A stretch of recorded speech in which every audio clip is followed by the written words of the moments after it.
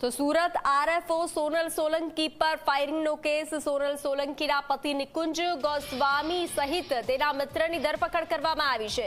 નિકુંજ ગોસ્વામીએ તેના મિત્રને સોપારી આપી હતી. નિકુંજ કોર્ટમાં સરેન્ડર કરવા જતા પોલીસે ઝડપી પાડ્યો હતો. પોલીસે નિકુંજના મિત્ર ઈશ્વરગીરી ગોસ્વામીની પણ ધરપકડ કરી છે. ઈશ્વરગીરી સુરતના સચિનનો રહેવાસી છે, સચિન વિસ્તારનો રહેવાસી છે. તો જે રીતે આ ઘટના સામે આવી હતી,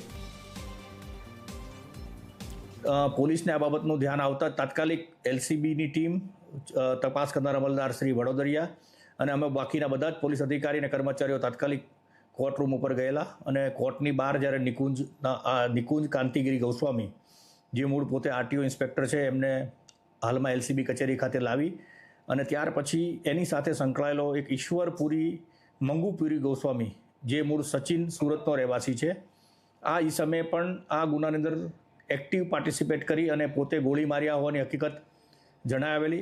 આ બંને આરોપીઓની સામે પ્રથમ દર્શનીય પુરાવા મળી આવ્યા છે, એટલે એમને હાલમાં પોલીસ સ્ટેશન ખાતે લાવી એનું મેડિકલ કરાવવાની તજવીજ ચાલુ છે અને ત્યાર પછી અને અત્યારે પ્રાથમિક તપાસ કરવામાં આવી છે.